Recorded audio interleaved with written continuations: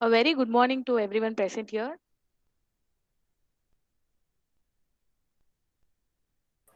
Good morning, ma'am. Morning. On behalf of PSD College of Technology, the Department of Electrical and Electronics Engineering, and AICTE, we welcome you all to this online FTP on vehicle electrification and smart grid, a path towards sustainable future.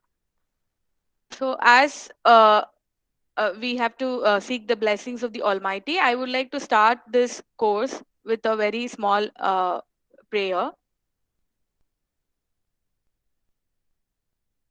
गणनायकाय गणदैवताय गणाध्यक्षाय धीमहि गुणशरीराय गुणमण्डिताय गुणेशानाय धीमहि गुणाधीताय गुणाधीशाय गुणप्रविष्टाय धीमहि एकदन्ताय वक्रतुण्डाय गौरी तनयाय धीमहि गजेशानाय बालचन्द्राय श्रीगणेशाय धीमहि एकदन्ताय वक्रतुण्डाय गौरीतनयाय धीमहि गणेशानाय बालचन्द्राय श्रीगणेशाय धीमहि. Thank you all. Thank you once again. I welcome everybody, all participants from different parts of India, for having joined us to this online FTP. So, before we start with our first session, I would like to give a few information and instructions to the participants.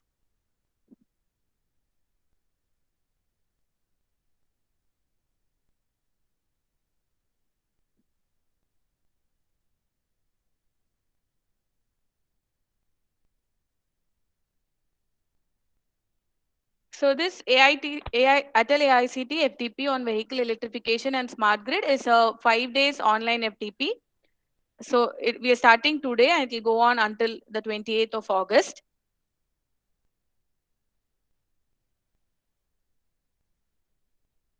So the objective of the FDP is to plan and help in imparting quality technical education in the country and to support technical institution in fostering research, innovation, and entrepreneurship through training in various emerging areas. So our area is electric vehicles. When we take a look at the schedule of the FTP, it has 14 sessions spread over 5 days. So we have 3 sessions every day, and the last day we have 2 sessions plus one assessment and feedback session. There is also one compulsory session included on mental and emotional development to promote Fit India movement across the country.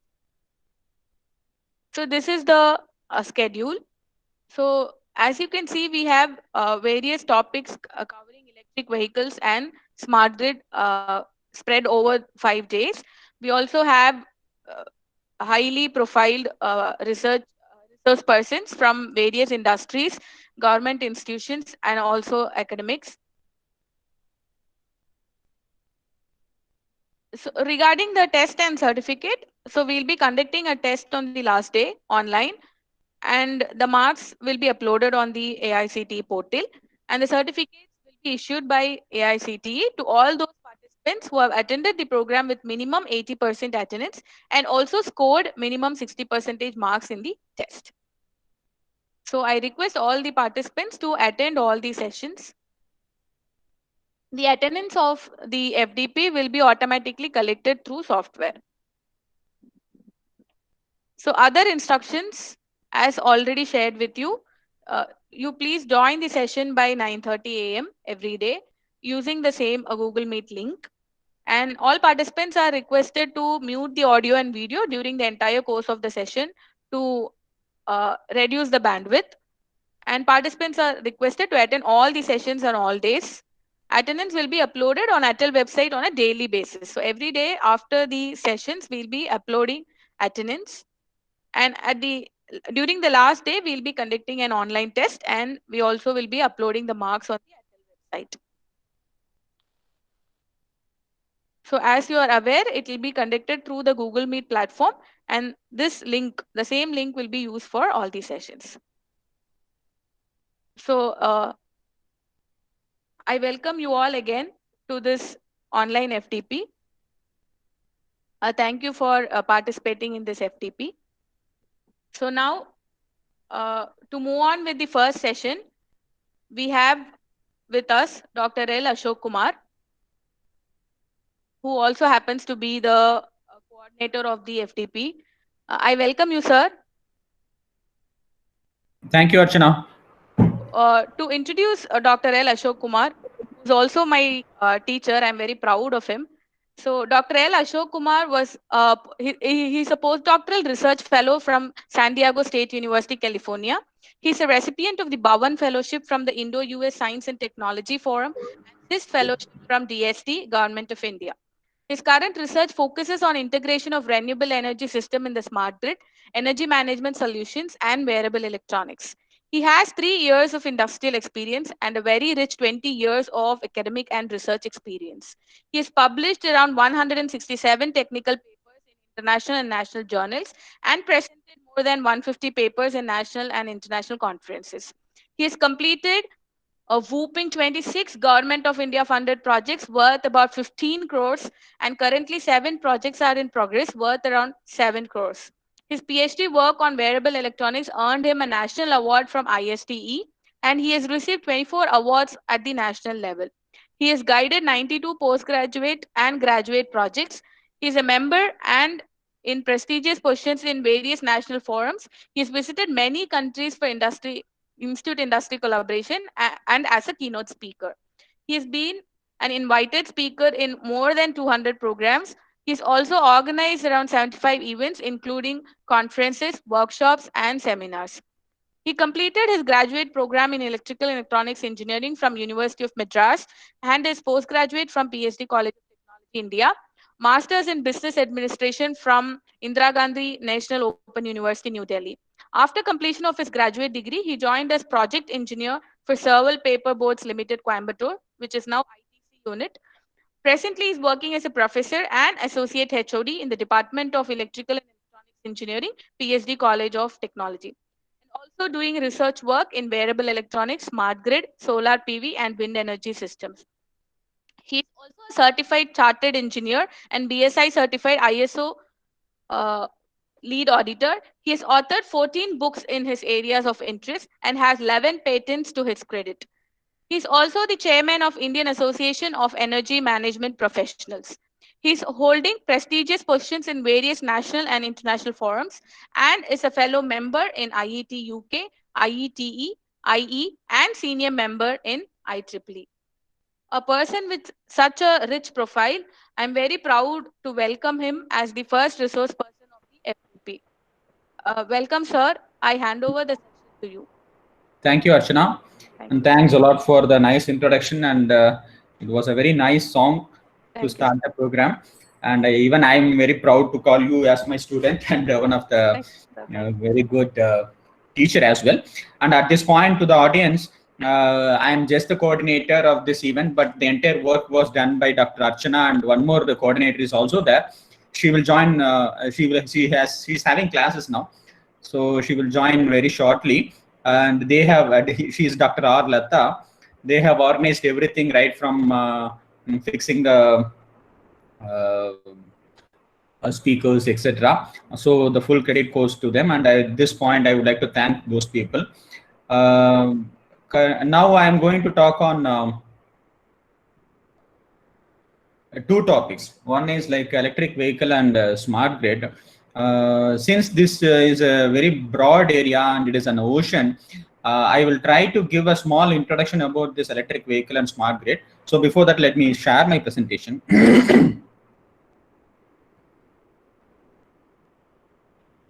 Archana, can you able to view the screen?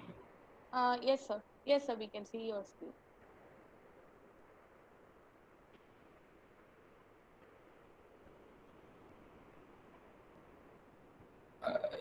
Is that okay? Yes, sir. It is okay. It is okay. Okay, thanks. So, as already shared by Dr. Archana, this is our program schedule. Anyway, we will be sharing this to the your participants through WhatsApp as well as to the mail as well.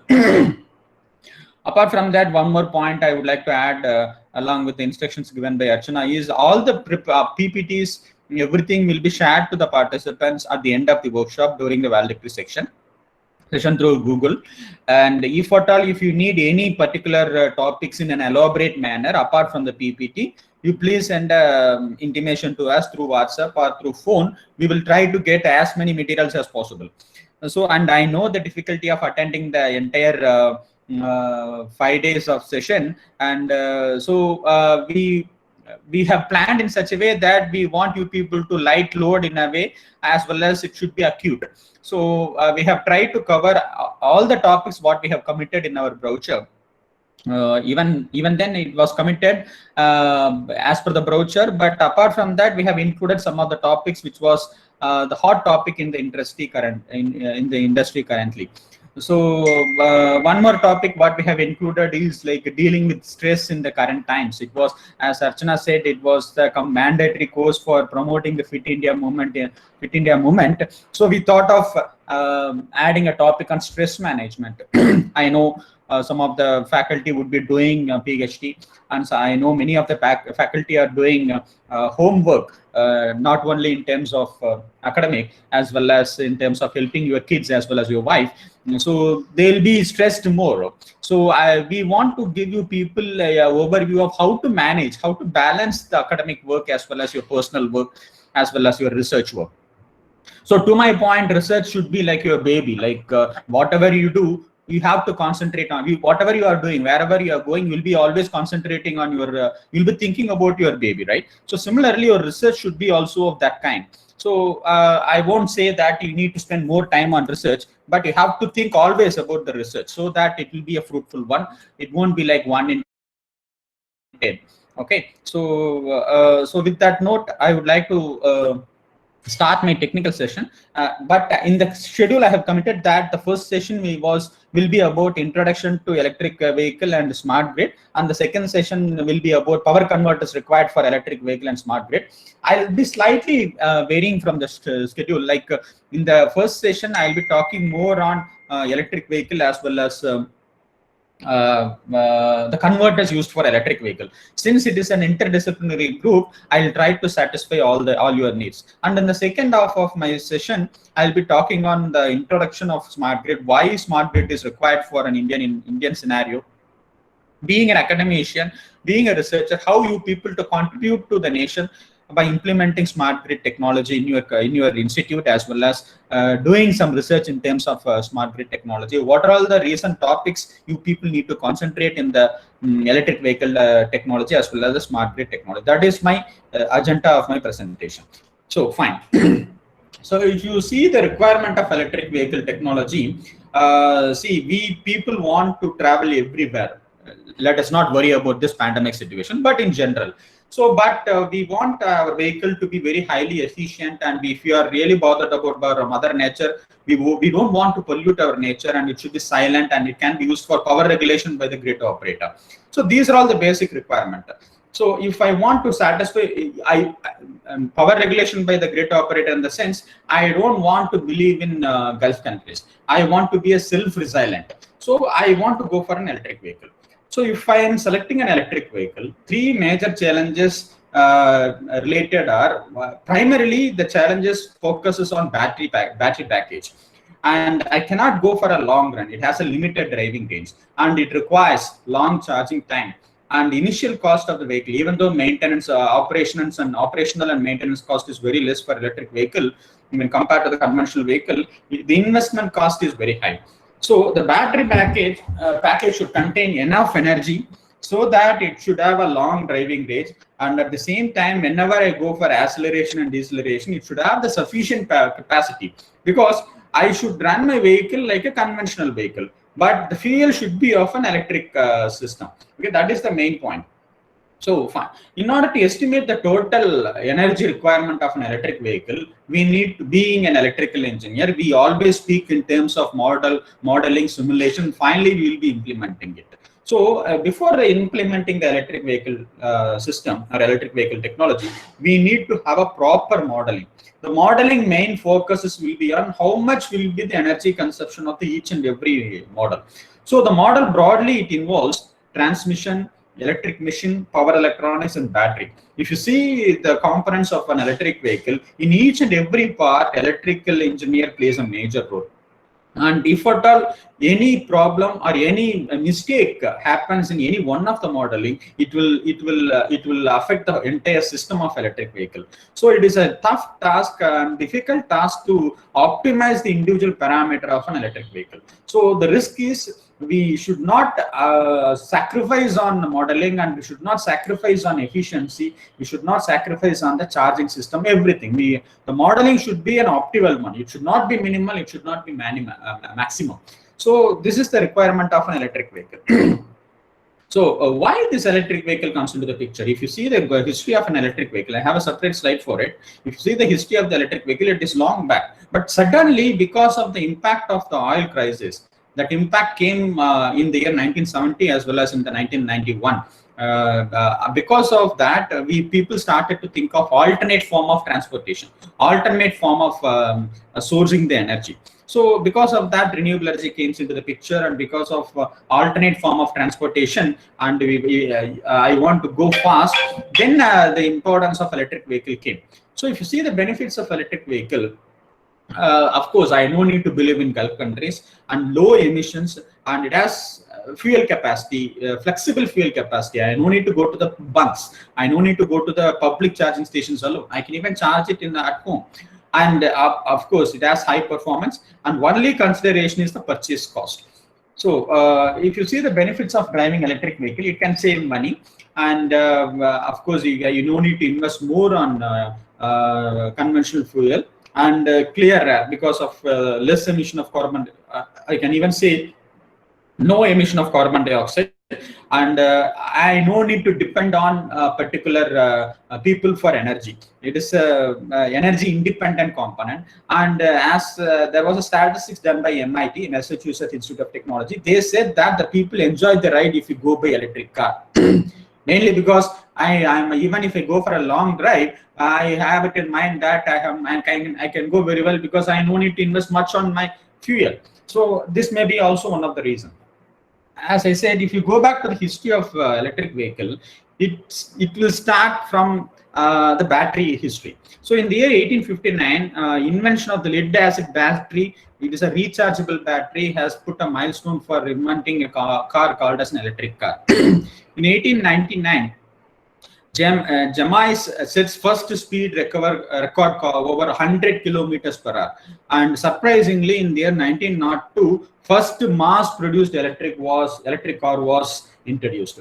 And from the year 1910 to 1920, because of the introduction of ICE, internal combustion engine, there was a break in the production of electrical, and people started to use the vehicle which is from the conventional ICE engine. Okay, so from 1960s to 1970,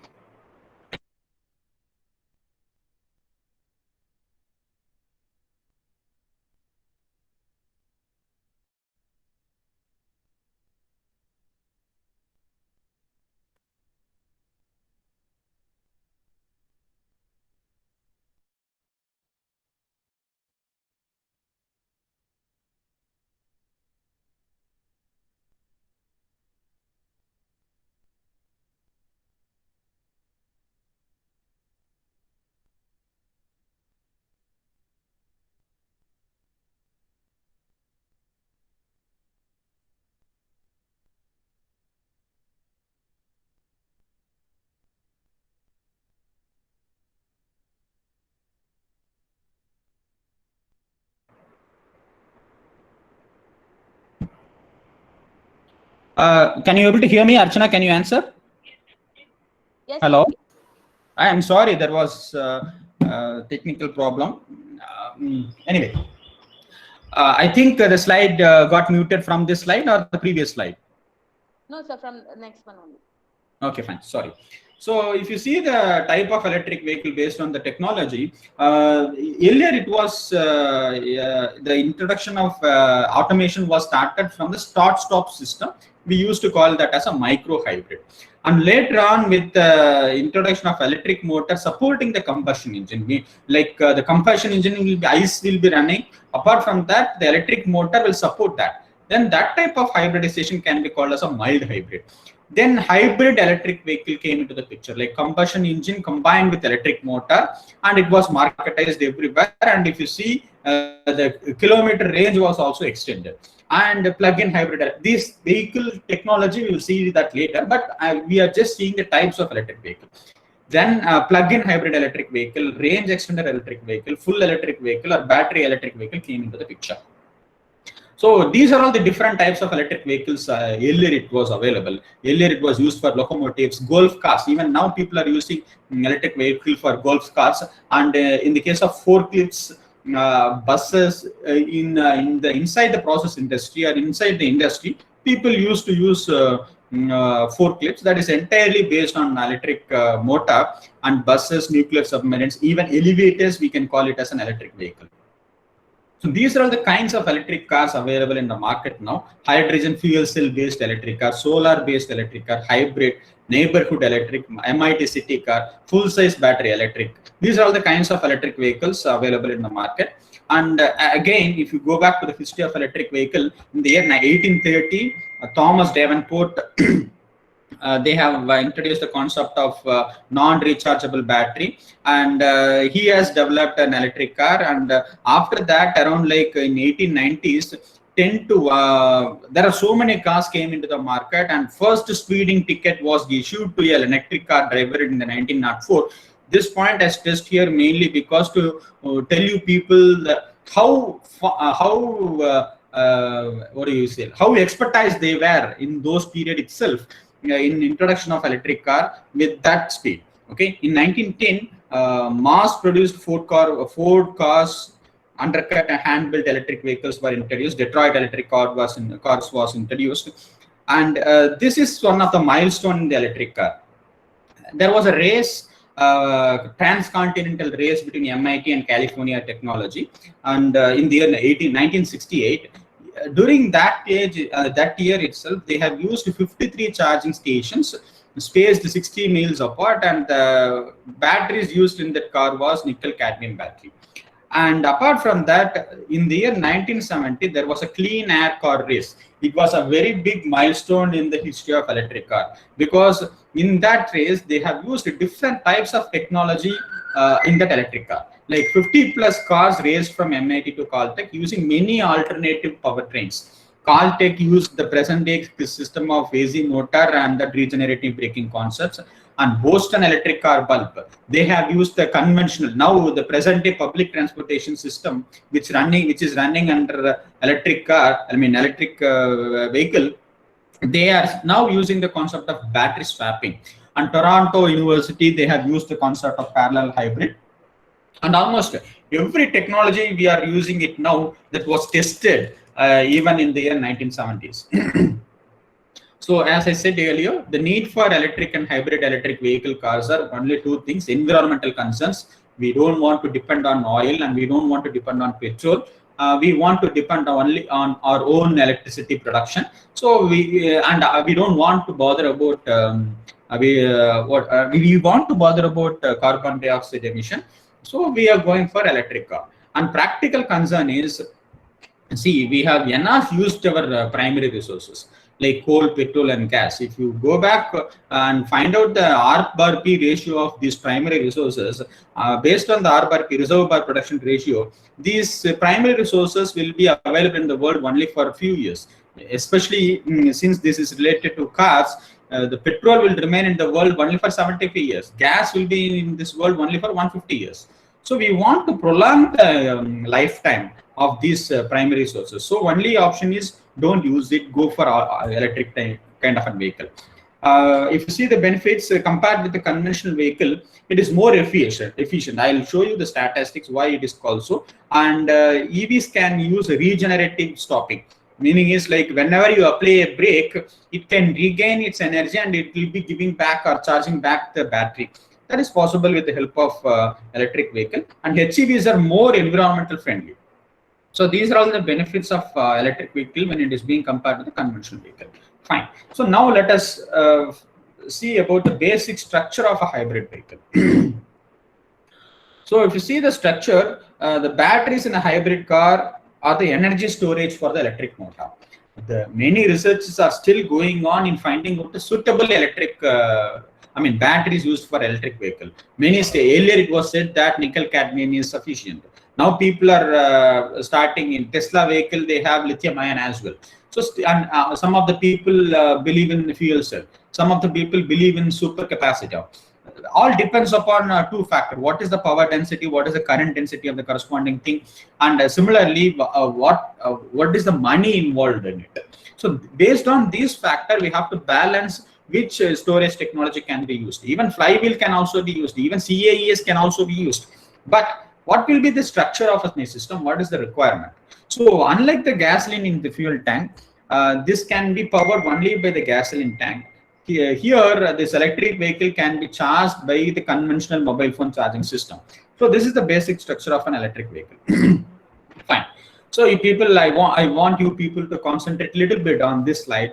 If you see the architecture of an electric vehicle from the electrical engineer's point of view, it consists of many architectures. Since there are many vehicles exist based on different types of motor. See, I can have 1 to 4 electric motors. Like I can use a DC motor, I can use an AC motor, I can use a SRM motor, okay, and also I can use with gearbox, without gearbox. I can use a low battery voltage or high battery voltage, and I can use 1 or 3 phase charging system. Here, there are many types of charging systems are available. So based on the components involved in an electric car, I can have different types of architecture. And if you see the traction power of the wheel, it is normally delivered by a 3-phase electric machine. If you see the block diagram, the traction, and I hope you people can view my arrow mark.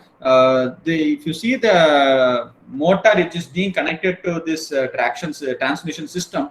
So the traction power of the vehicle is being transmitted by an electric motor. So here my point is how I am charging, how I am running that motor. It can be of any motor. It can be a DC motor or an AC motor. The DC motor can be charged by a battery. If I'm choosing an AC motor, then I need a special type of a converter, right? This inverter. And the inverter can be supplied by a battery.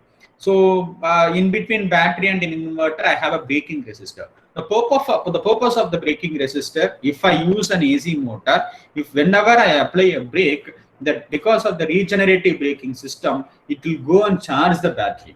And I cannot apply full voltage to the battery because it may get spoiled. So to avoid that, to resist that, I have a braking resistor. And apart from battery, I cannot believe on only one source. I need to believe on multiple sources. Then I can have an auxiliary loads as well, auxiliary battery as well. And similarly, I cannot believe entirely on grid. So I have to have a proper boost converter. So I'll be getting an AC from the grid. Hope you people can see the arrow mark. I can get an AC from the grid that will be rectified and it will be given to a boost converter and it will charge the battery. So I need an auxiliary load depending upon my configuration. So this is my overall architecture of an electric vehicle. See, being an electrical engineer, I can concentrate on what? Selecting a suitable machine, like electric machine. Selecting a suitable topology which can be used for giving an efficient power to the machine, right? I can go on optimizing algorithm for optimizing the system, charging system. I need to concentrate on BMS, battery management system. So many research aspects are available in electric vehicle technology.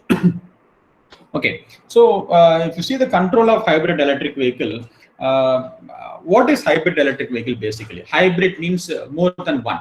So any vehicle which is having more than one power source, I can call it as a hybrid electric vehicle. If you see the history, patent history, the first patent was filed in the year 1905 by an American scientist, H. Piper. So after that, in the market, there were around like 23 different types of hybrid electric vehicles are available, and all those things are being patented. 23, it was a old statistics. Now it has more number, but the first patent in hybrid electric vehicle, for example, if I replace battery with a fuel cell, I can put my own patent. If I instead of PEM-FC, okay, I can put some other fuel cell, then I can put another patent. So the technology is common. The component what we use, the component what we change, depends upon that. I can go for more number of patents. Here my concentration is not on patent.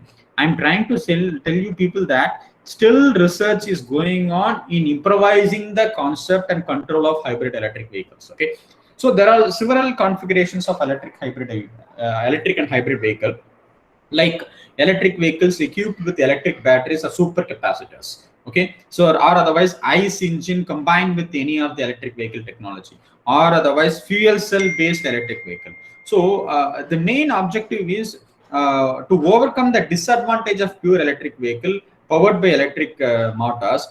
The only thing is it will operate only for limited power range. That is the one we people need to concentrate on. Similarly, if I go to a conventional petrol bunk, I'll spend only maximum of 5 minutes. If I inflate the air, maximum of 10 minutes. 10 minutes itself is a high time to fill the tank, and again I go and inflate the air. But if I take my electric vehicle, assuming that if I go to a charging station, it requires minimum of 15 to 20 minutes to change. For 20 minutes means fast charging, 20 minutes for charging my vehicle. So this time for charging the batteries need to be reduced. Now people are working on turbo charging system, fast charging system. So this is where we need to concentrate upon. So if you see the components of electric vehicle, it requires a battery. Okay, it can be a 24-volt battery, 48-volt battery, 96-volt battery, etc. And I have to have a common protocol for charging the port. See, Android have a separate port. And different Androids have a different charging port. Similarly, iPhone has a different charging port. But if I go to a charging station, assuming that I have a public charging station, the charging station should cater the needs of all the electric cars. So I need to bother about a common protocol for charging the port. Then I have to design an efficient DC to DC converter. Don't worry about it is an electric car. You need to worry about the input is a 48 volt or 12 volt, 24 or 96 volt. How efficiently I'm converting the DC to a higher voltage which is required by a particular electric traction motor. And I need to bother about onboard charging station, and I have to have an efficient ECU. That ECU has to be developed by a power electronics controller since it involves battery and other operating systems as well. I need to cool the vehicle properly, and I have to have a traction battery backup and transmission. These are all the entire components required for an electric vehicle. So how an electric car works? Some basic block diagram. Basic block diagram. It has a differential transmission system, motor, and the motor can be controlled by a motor controller, right? And between the motor and motor controller, you have a contactors, and again between the motor controller and the battery, you have a contactors. Leave that. So if you see the overall block diagram, you have a differential transmission system, motor, and that motor is controlled by a motor controller. The motor control will be supplied by a battery. Inside that motor controller, you have a special power electronics controller, or otherwise you will be having a DC-DC controller. Okay, and this traction batteries will be supplied by a DC-DC converter through an auxiliary battery, right? And apart from that, if I don't have a proper if I don't have a proper battery supply, I can charge it with the help of a conventional charging system.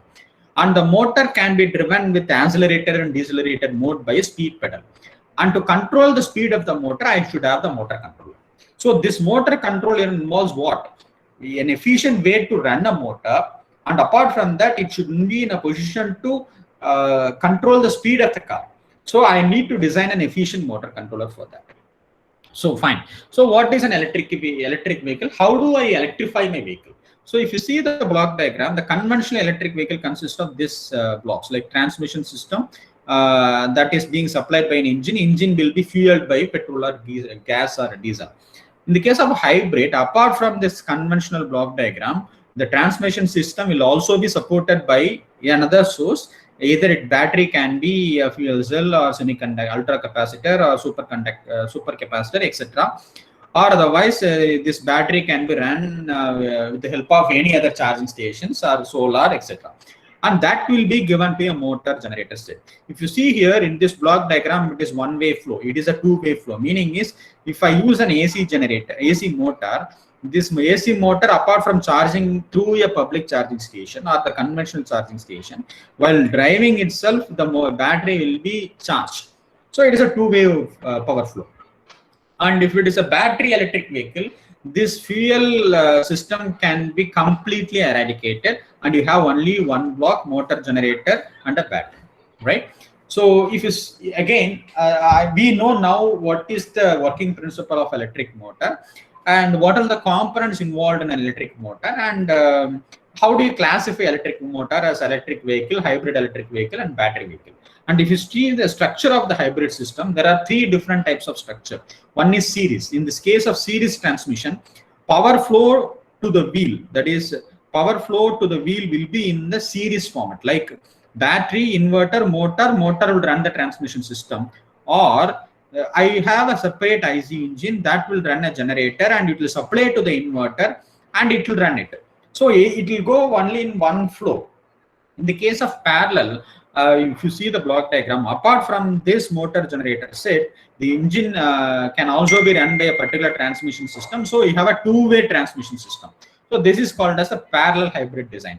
So based on your requirement, based on the torque requirement of an electric vehicle, apart from that, one more important factor called as the drivetrain component. Based on the design of the drivetrain components and based on the losses involved in the drivetrain component, so you will be designing, you'll be selecting either it could be series parallel or one more combination is called a series parallel hybrid system. So the benefits of this series configuration, parallel configuration, is engine never idles, reducing emissions. In the case of series configuration, each and everything has its own advantages and disadvantages, pros and cons, depending on the requirement, depending upon the road condition, depending upon the load, whether it is an intermittent load or continuous load or a balanced load, you need to bother about series or parallel configuration. So here in the case of series parallel hybrid system, it has taken the advantages of both series and parallel and combined together. We have a block diagram of this kind, like motor, and it is a series flow, and apart from that it is a parallel, this part is a parallel design. Apart from that, this will also power to the inverter, and then it will transmit to the motor. So this is the series hybrid, parallel hybrid, series parallel hybrid design of an electric vehicle.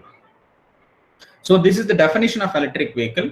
Like we have electric vehicle, battery only electric vehicle, plug-in electric vehicle, extended range electric vehicle.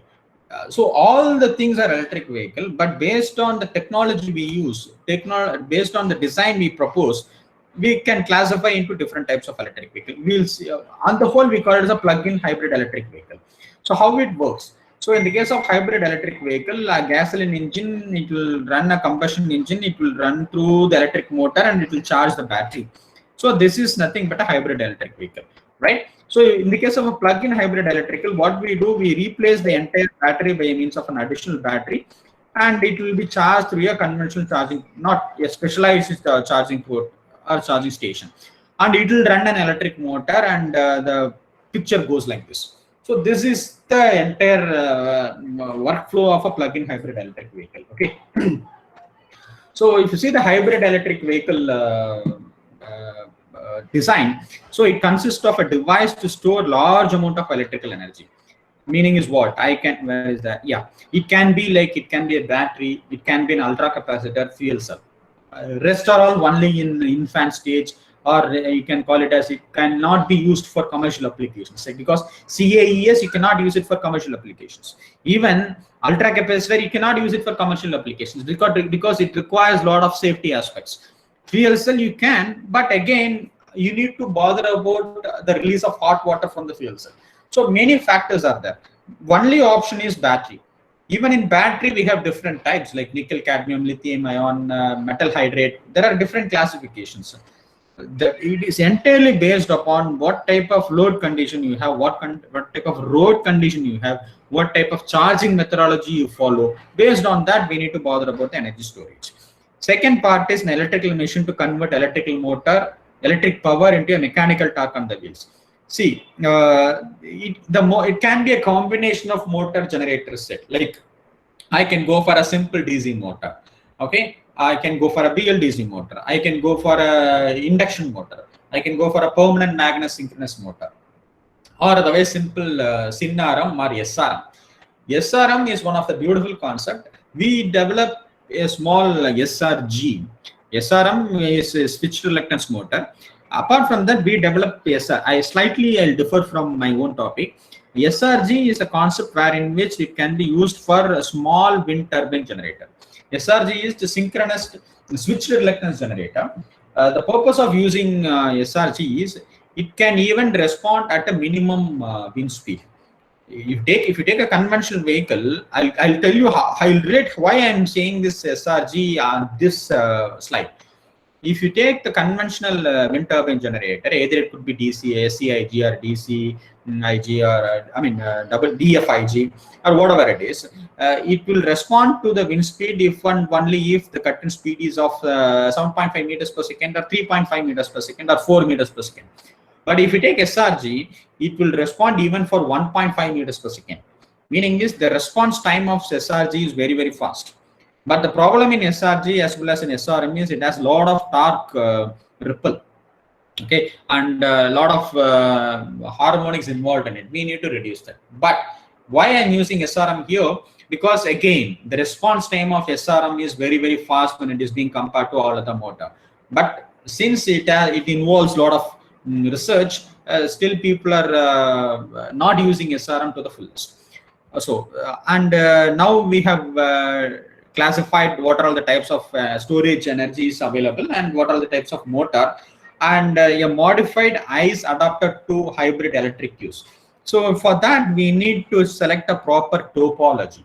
Like if I talk on topology, I can go for either DC to DC converter, again DC to AC if I am using an AC motor, DC to AC, inverter, multi-level inverter. Many configuration, many topologies are available, and we power electronics engineer have a lot of scope in improvising the efficiency of an electric vehicle by just increasing the efficiency of the corresponding topology.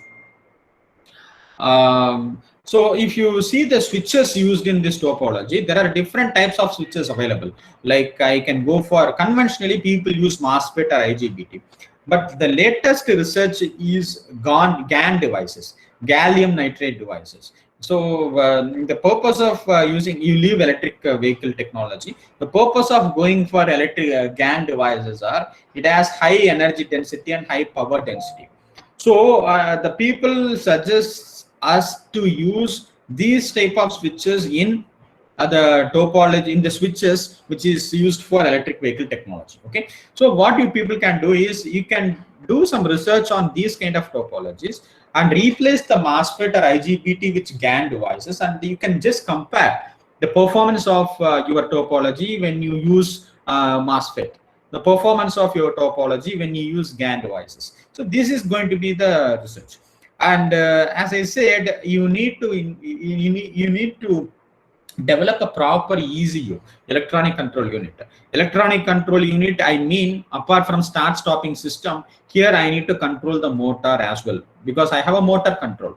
And that motor control, you can use any type of hardware. If it is a complex system, if the controller involves all the infotainment of the vehicle, then I can go for a hi-fi DSP. If my vehicle needs to charge while running itself, like an induction charging, then I need to concentrate more on this hardware part as well. Or otherwise, if my vehicle is being connected to the grid and while running, my vehicle gets charged from the grid, then I need to bother about wireless energy transfer. So based on the technology what we use inside that electric car, we can choose any type of hardware like simple microprocessor unit or a microcontroller unit or a DSP or a DSC or FPGA. And again, the control algorithm used inside the vehicle involves so many control algorithms. Like right from ANN to GA, you can use different types of control algorithm. Again, based upon the BMS and the topology of the system, the way in which your motor is being controlled, whether it is a series hybrid or a parallel hybrid or series parallel hybrid. Based on that, we can use different types of softwares in that control algorithm. So if you see the architecture of a hybrid electric drivetrain, you have ICE, and basically it has only two types of architecture, series and parallel. But because of the current market potential of electric car, there are different electric drivetrains are available in the market, like series hybrid. Apart from series and parallel, we have series hybrid, parallel hybrid, series parallel hybrid, and complex hybrid, complex system. And the primary sources can be a fuel tank and IC. Okay, so these are all the different architecture of hybrid electric drivetrain. Fine. So far, what we have discussed is, still I have half an hour more. So far, what we have discussed is the requirement of electric vehicle, the benefits of electric vehicle, and how do you classify electric vehicle, and the milestones of electric vehicle, the components of electric vehicle, and what are all the research aspects in electric vehicle. So fine, and of course we have seen about the architecture of electric vehicle, etc. So if you see the major requirements of hybrid electric vehicles propulsion, we need high instant power and high power density. So now you understand why I have concentrated much on the topology. If you take a conventional converter, leave the application, either it could be used for a grid type system, or it can be used for a simple chopper application, or it can be used for electric vehicle application. If you take a conventional topology, which is being developed with the help of MOSFET or an IGBT kind of a switches, if at all, if there is a high inrush current, that inrush current has to be controlled. If at all, if I cannot control that, that particular switch may be spoiled. It may get damaged. Okay. And apart from that, since it has high current carrying capacity, since it is a power semiconductor devices, we need to invest much on the heat sink.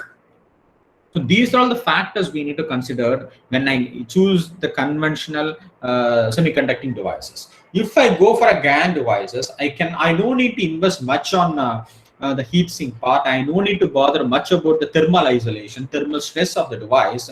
So this is the point of research now. CDAC Trivandrum, they are doing much research on these aspects. If you have time, if you are interested, you please go to the website of CDAC Trivandrum. There are many people working on GaN devices and improvising the efficiency of GaN devices, etc.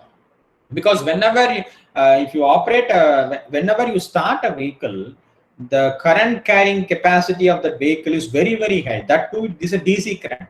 It may go up to 1000 ampere. What will happen to your corresponding switches if 1000 ampere high inrush current of 1000 ampere is just for understanding? I am saying it may go beyond that. It is almost like in your conventional motor, what you use in our laboratory during the starting time. Your meter point will go to a overshoot and then it will come to a steady state, right? So that current my switch has to withstand. So it should have high power density as well as high energy density. A high torque at low speeds for starting and climbing, as well as a high power at high speed for cruising. So the cruising, it came to the next bullet, but it will be in the same sentence.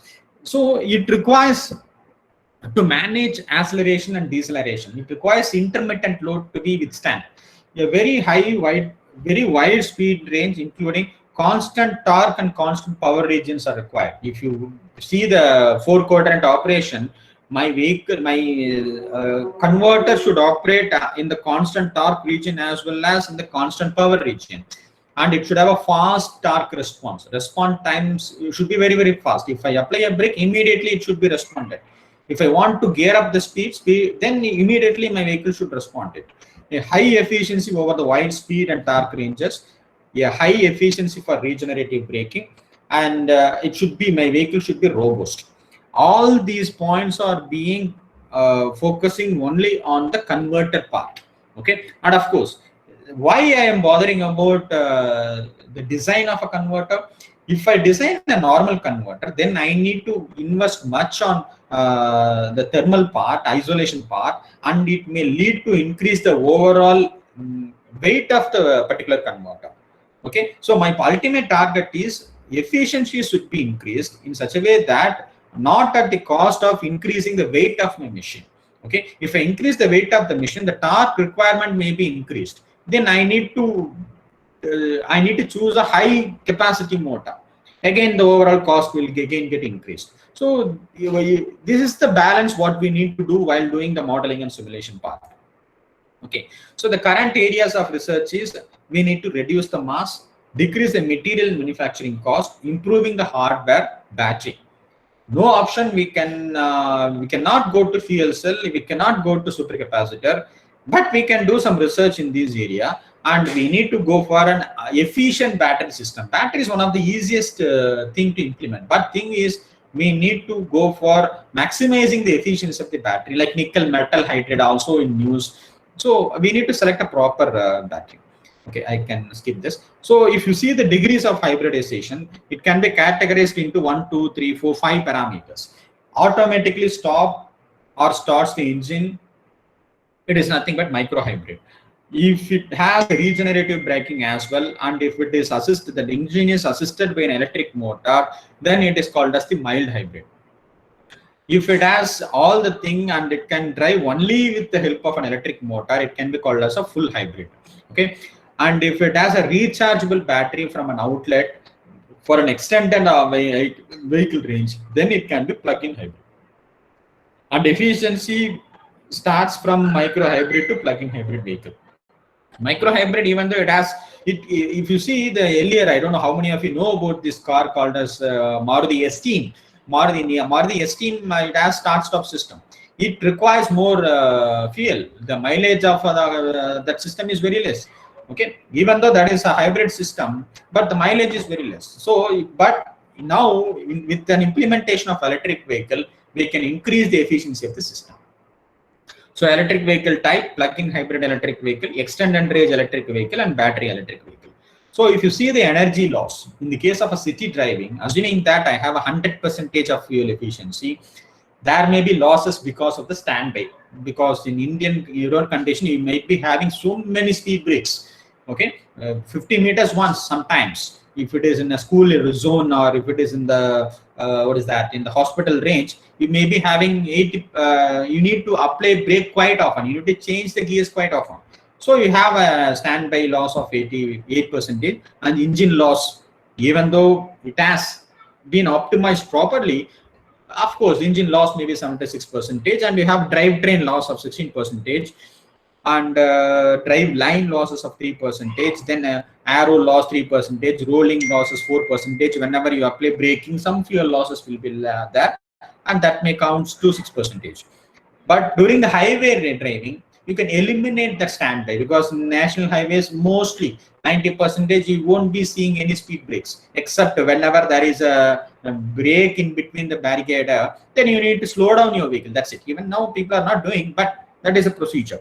So standby loss, it comes to 0%, engine loss 77, drive line 4%, etc. The arrow 10%, rolling 7%. We apply only braking very rarely, then 2%. So this is for the conventional vehicle. And in the case of hybrid system, you can eliminate this standby option, and micro hybrid eliminates this standby option, and mild hybrid reduces this braking, and full hybrid reduces engine downsizing, decoupling of engine and wheel, and plug-in hybrid vehicle can eliminate engine entirely. And this is the procedure. So if you take an electric vehicle, the system goes like this. Sorry, the energy balance will be batteries 100%, motor loss maybe 10%. Motor loss, that 10% even we can reduce by the introduction of IE4 motors, and driveline losses 14%, and arrow 29%, rolling 25%, braking 11%. Even if I apply brake quite often, if I use a AC motor, that can be converted into a regenerative braking system, and I can charge my battery. So this is the energy loss in the case of an electric vehicle. And if you see this slide, it will be very impressive. When you calculate the well to wheels efficiency, generation and transmission losses with column around 33 to 94, and losses maybe 31%. And if you see the efficiency of that vehicle, it is 23%, right? This the GTD, TND and AT&C losses can be reduced to 13%. Now it is overall around like 32%. Now it can be reduced. And if you see, if it is coming from the refinery, it will come around like only 13% efficiency. Okay, so these things will lead you people to think only about electric vehicle. Okay, so before I start about charging station, now we have seen overall the architecture of electric vehicle, the components used in the electric vehicle, power converters required for an electric vehicle, how electrical engineers and mechanical engineers can contribute to the contribute to improving the efficiency of electric vehicle. These are all the things we have discussed so far. And if you see the terminologies required for batteries, state of charge, depth of discharge, class. Any questions by the audience? If you have, you can ask it later, or otherwise you can put it in the chat box. The energy, specific power. So these are all the terminologies you need to know to select and design the batteries. Not only battery, to select and design the storage system which is being used for the electric vehicle. Okay. So the main objective of hybrid electric vehicle are maximize fuel economy, minimize fuel emissions. These objectives are being given to think in terms of algorithm. Okay, minimize propulsion system, maintain acceptable performance, reduce the weight. Okay, so if you see the advantages, regenerative braking is possible, reduction in engine and vehicle weight, fuel efficiency is increased, emissions are decreased. We, of course, global warming, these things can be eliminated completely. We no need to depend on fossil fuels, and some of the states offer incentives. At this point, I just want to mention one more important news. Earlier, there was a national energy policy, like a national policy for implementing the electric vehicle. It was started by our present Modi government. Later on, they have decided that each and every state can fix their own electric vehicle policy, right? So based on that, every state has given their target. Tamil Nadu government has given the target, except a few states, except Jammu and Kashmir and other states. Every state has given the target of implementing the electric vehicle technology one way or other. Like some of them state that they can have battery swapping technology, right? Some of them for all the public transportation, they said that the electric vehicle can be used, and during the braking time they can go and they can swap the batteries. So some of them said that if you use electric vehicle, you people will be given incentives, not only for car. It can be also used for two-wheeler and four-wheeler. If in Tamil Nadu earlier we had, like, if you apply for electric vehicle, subsidies will be announced for the people. So each and every states are giving incentives for owning the hybrid electric vehicle or electric vehicle. Okay, and of course, as discussed in the previous slide, it is approximately 2 times more efficient than the conventional engine. Fine. The motor component. See, this topic is a very, very important topic for electrical as well as mechanical engineers. See, while designing an electric vehicle, you are bothering about how to transmit the energy from the engine to the transmission system. While doing the transmission, there may be some losses. How to avoid the losses? By efficiently designing the drivetrain components of the system.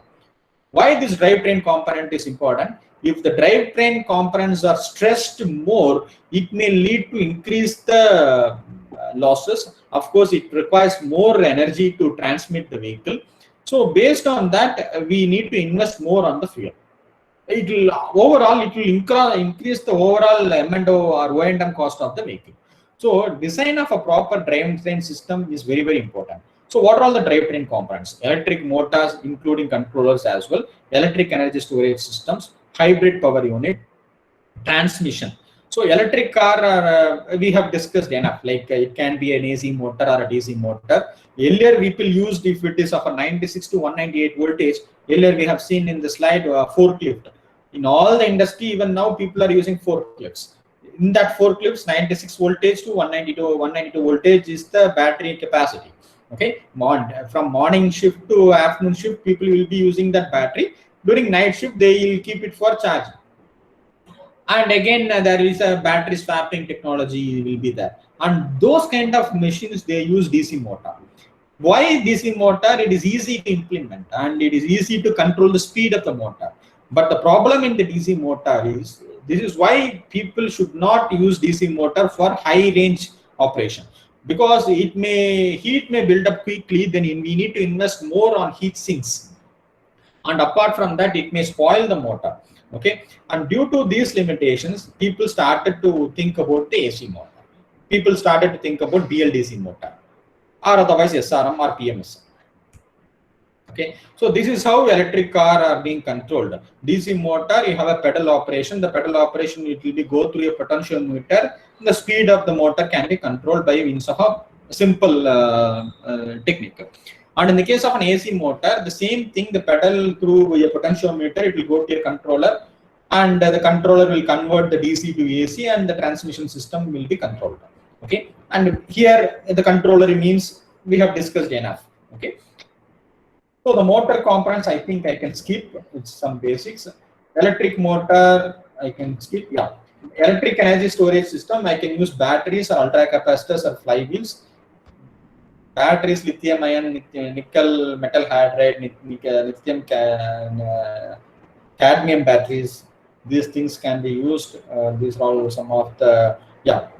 So these are all the some of the parameters to be checked before selecting a battery, like the current contribution, what is the life cycle of the battery, and what is the tolerance level of the battery, and what is the maintenance aspects involved.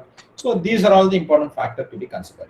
And we have, of course, storage system by means of ultra capacitors, or otherwise flywheel and all. It is a very complex and heavy size system. But advantage is we no need to bother about thermal insulation, etc. No hazardous material, nothing. But I cannot use this for a long range of vehicle, even though it has smooth delivery of power. Okay, so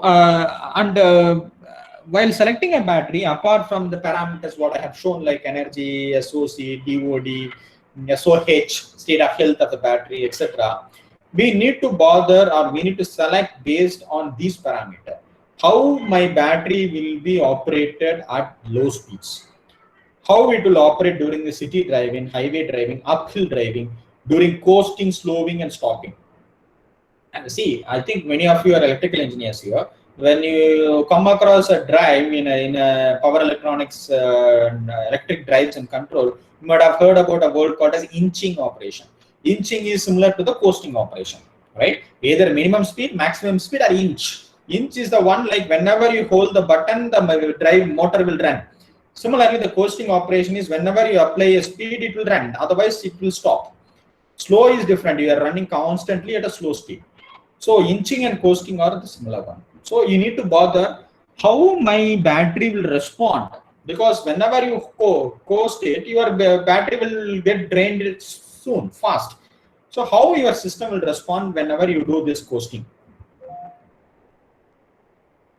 So regenerative braking, whenever driver brakes, the motor becomes a generator, and it generates kinetic energy, and that can be stored into the battery. And to avoid over supply of battery, we'll be having a braking resistor in that motor.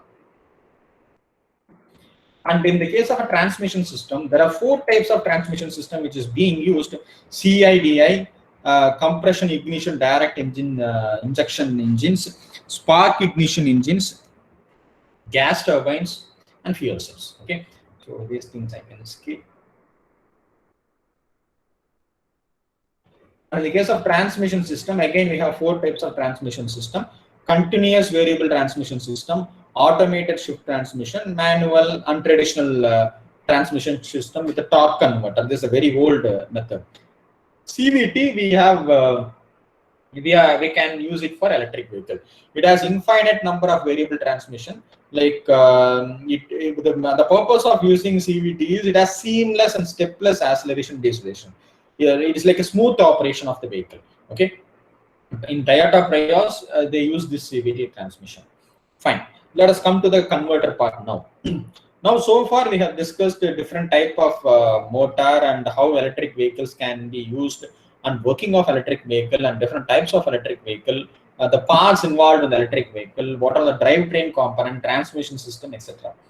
Now, why we need to bother about the converter? Even though we know like converter is an important part, and we can improvise the efficiency of the converter by implementing different type of topology. or even that topology can be increased by using different types of switches used for particular application. So by introducing this DC to DC converter, the voltage can be varied depending upon my requirement. See, I have multiple storage system. Like I can have a supercapacitor, I can have a fuel cell, I can have a battery. All this can be hybridized and it can be given to a common battery to power it or common motor to run it. So for that case, I need a converter. Also, this power converter depends on the characteristics of the vehicle, like whether it is being used for uphill or downhill or slow speed, or what will be the speed range of the vehicle. Either I can go for an electric car racing application or the conventional application or a highway application. Based on that, I need to select the DC-DC converter. Okay, and the power converters can be used up to 100 kilowatt of electric vehicle. Okay, fine. So if you want to design an electric vehicle, these are all the design consideration. Like it should be lightweight, high efficient, small volume. Very important concept is low EMI. During the proposal of this workshop, we missed that topic of EMI. Later on, when I attended one workshop conducted by one of the company, they said the importance of EMI, and I have inserted that topic also in this. How EMI plays a major role in designing an electric vehicle. Okay, so low current ripple. Current ripple is an important concept based upon the type of the motor we choose. So it may spoil the battery as well as the fuel. The step-up function of the converter. How do you control the DC-DC converter? See, based on that, you can have advantages and disadvantages of the converter. So a large variation in magnitude in the input, like it may affect the output and it may lead to lot of ripple. So why I need to bother about the torque ripple and harmonic content? So whenever there is a high torque ripple, it may stress the drivetrain component of an electric vehicle. Why it stresses? It's all nothing but a mechanical system. So the mechanical system can be stressed mainly because of two factors. One is because of the wear and tear of the machine, because of the lifetime, right? It may require frequent maintenance. The second aspect is the electrical stress imposed on the drivetrain. So the electric vehicle, if it takes more ripple, obviously it may go and stress the drivetrain component, and the drivetrain component will lead to a lot of losses and the efficiency can be obviously reduced. So this structure cannot work efficiently when high voltage step-up ratio is required. Okay, so hence there can be two connected step-up converters to achieve the specific voltage gain of the application. So there can be two types of converter, like a full bridge DC-DC converter and half bridge DC-DC converter. This full bridge DC-DC converter is being used for high power transmission applications where the current is not high. Okay, so 1 second, sorry.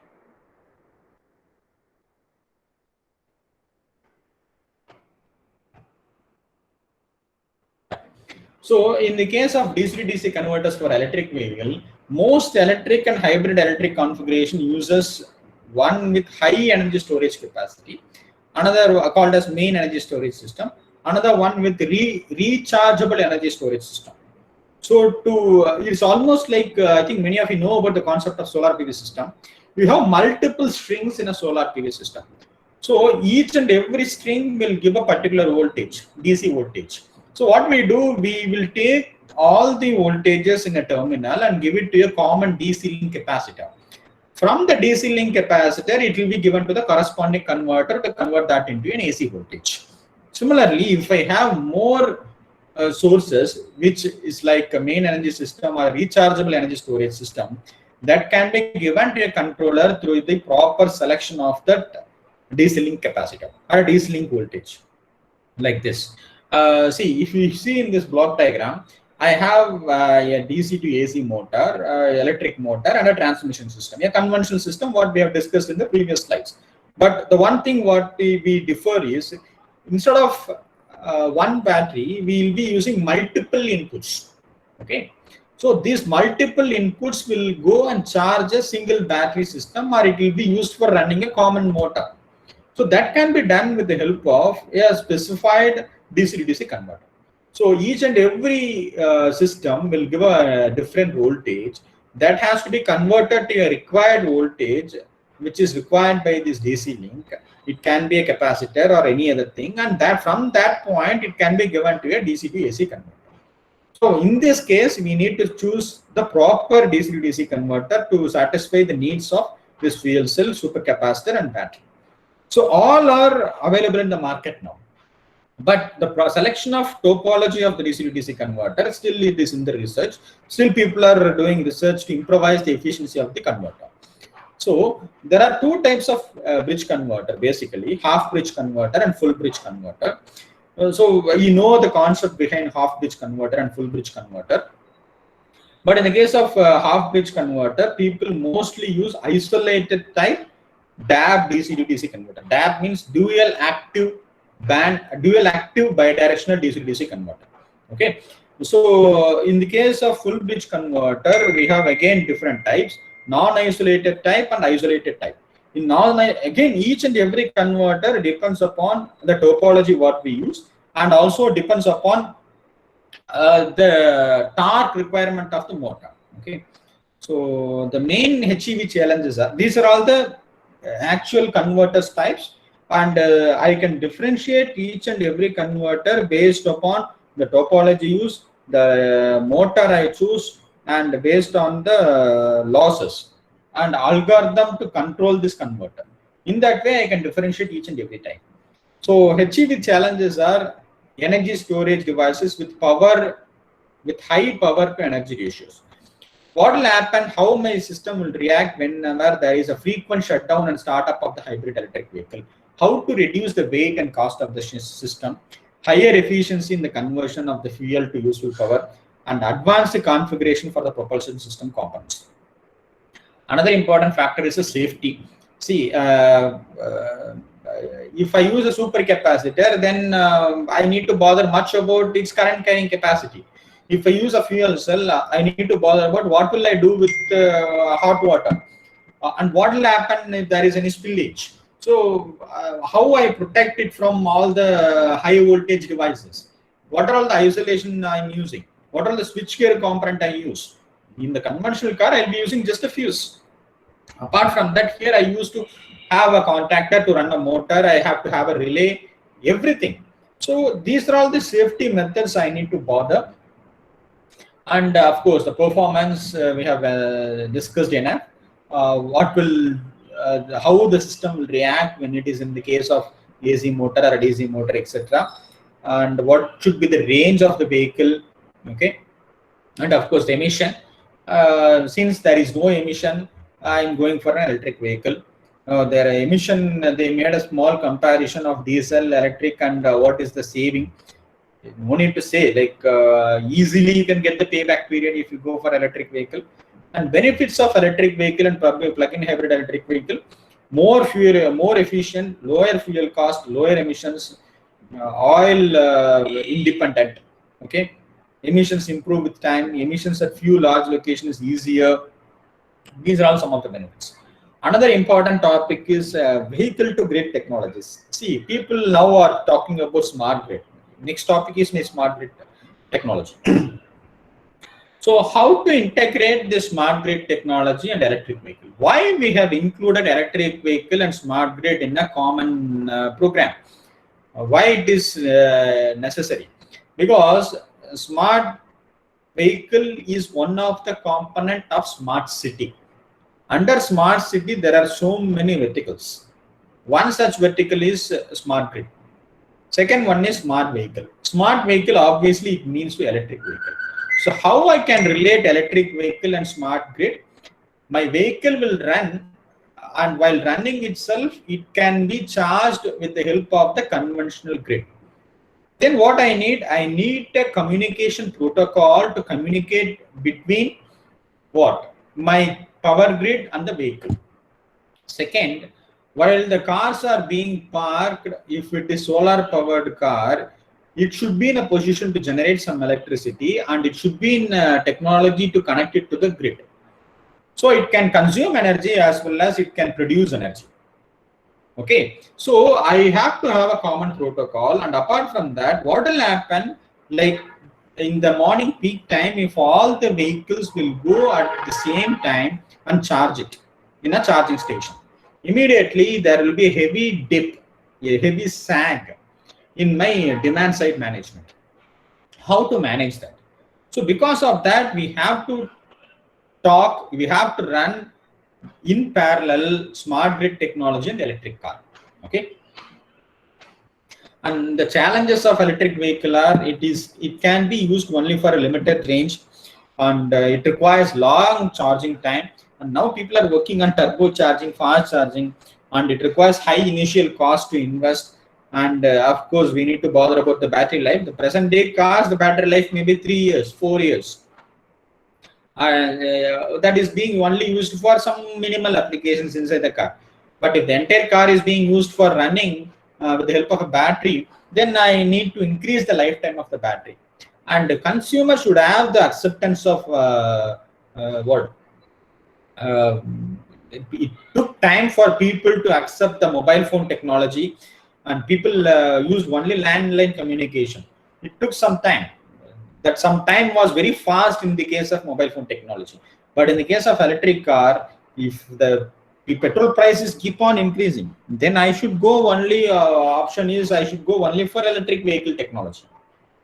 People should accept that, and there should be a strong protocol for charging station, parking station, public charging utility, etc. Battery charging infrastructure is an ocean. Okay, and this is one of the fast charging technology, and rapid charging, people are now doing research to increase the charging methodology, and these are all the different types of battery. Initial cost is high. EVs today, you can see this beautiful vehicle. This is the present EV technology. This is one of the Tesla car.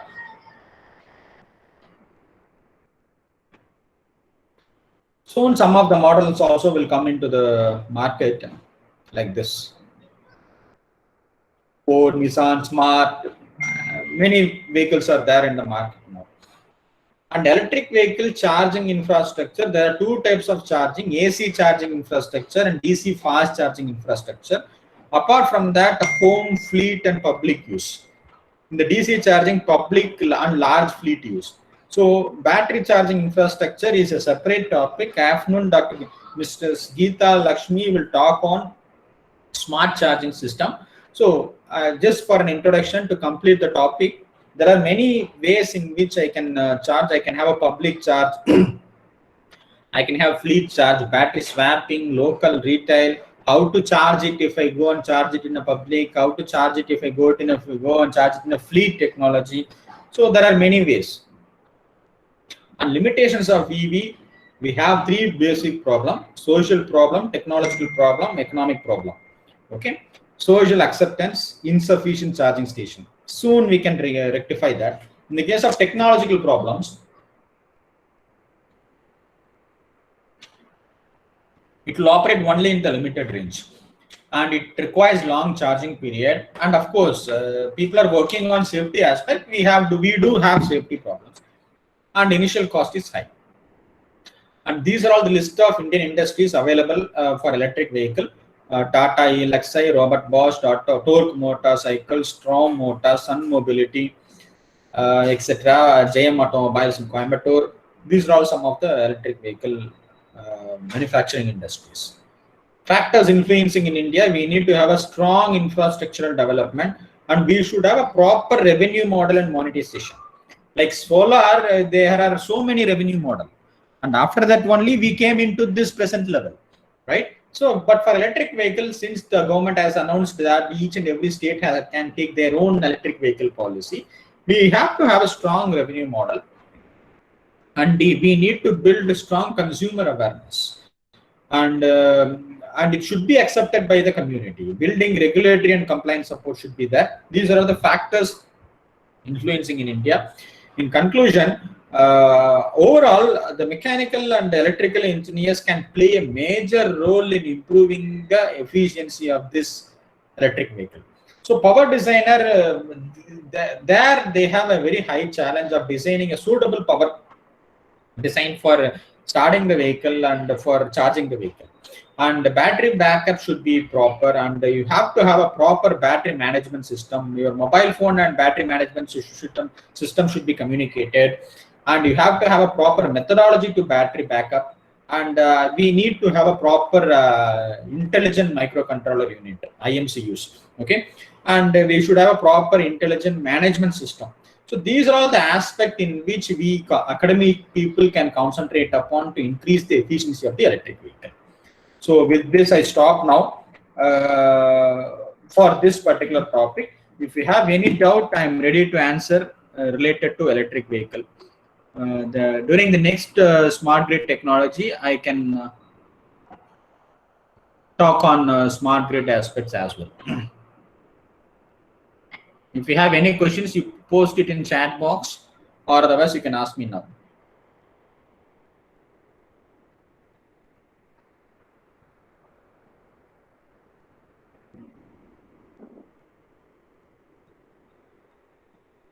Sir, there are 2 questions in the chat box. Okay, let me see. Yes, sir. How to select the electric vehicle motor rating? Yeah, the First electric vehicle motor rating can be selected based upon your torque requirement. If it is a two-wheeler, if it is a three-wheeler, based on the weight of the vehicle and based on how many persons going to sit on that vehicle, based on that you have to calculate the torque. Obviously, once you decide the torque, it is easy for you to select the motor. How to overcome maximum speed constraints in electric vehicles over conventional and hybrid vehicle? Maximum speed constraint means I could not understand. Can you, if you are online, can you please, Dr. Ujjal De, what exactly you mean?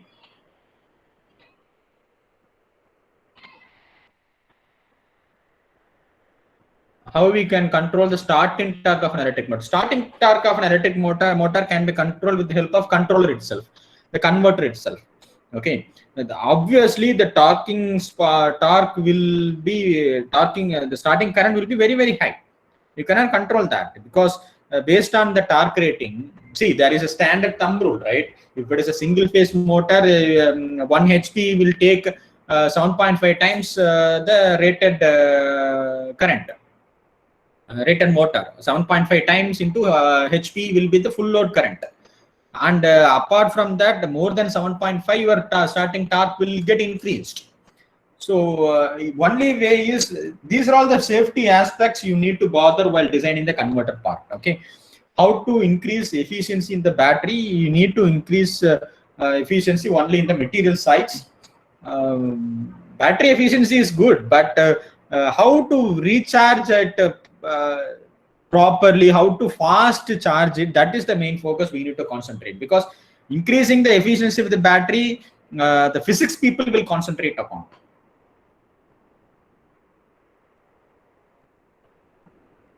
Any other questions? Yeah, Ujjal, top speed of electric vehicle is lesser than top speed of, yeah, of course, because it is running on a battery vehicle. Batteries, right? If you see the calorific value of diesel, the calorific value of a gas, calorific value of a petrol, which is having high calorific value, right? So battery is having a low calorific value. Because of that, it won't reach the maximum speed. For load flow steady, what electric vehicle data should we consider, like as load and generation? Load flow study of load flow study in the sense here in the load flow study requires only one thing, only the motor part. Okay, you need, I think your point is about how to optimize the system. Why we need to use optimization algorithm? The optimization algorithm mainly focuses on the charging aspect and the controlling aspect of the system. Is there any, Professor Manoj, is there any mathematical relation between battery discharge rate and dead weight of the vehicle? Of course, we have the mathematical relationship. what is the maximum load carrying capacity of electric vehicle? That depends upon your vehicle design. Because if I develop an auto rickshaw, I may recommend it for 150 kilograms, right? For that 150 kilograms, I have to depending on the weight of the machine, I need to concentrate upon the drive part of the machine, a drive part of the electric vehicle. So the load carrying capacity entirely depend upon the capacity of the motor.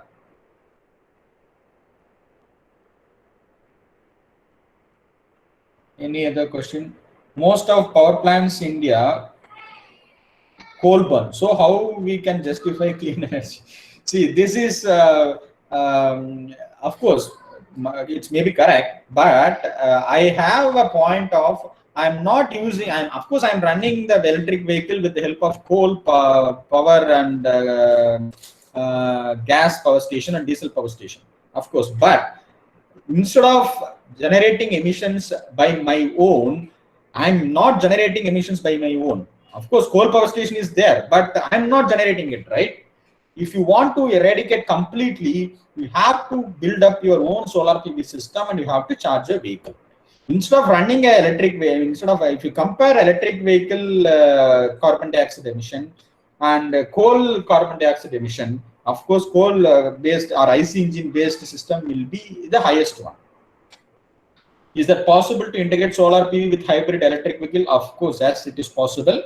In our college, Department of Automobile Engineering has developed that. Even we have developed a solar car. It is possible. If you want any details about that, you can contact me.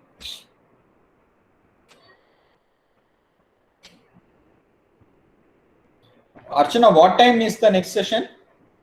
Sir, 11:30, sir. 11:30. By 11:15, we'll wind up. Yes, sir. Before that, let us share something. Yes, I've also shared the feedback link for session 1, sir, in the chat box so participants can fill that.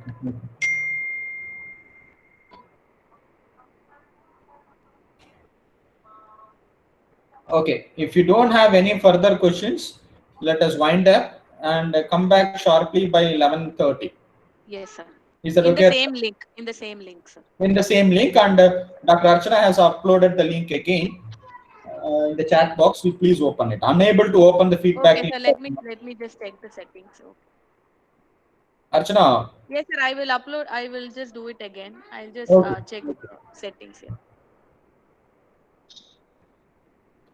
Thanks all for the participation, and we'll join back by 11:30 sharp. Thank you, sir. Thank you.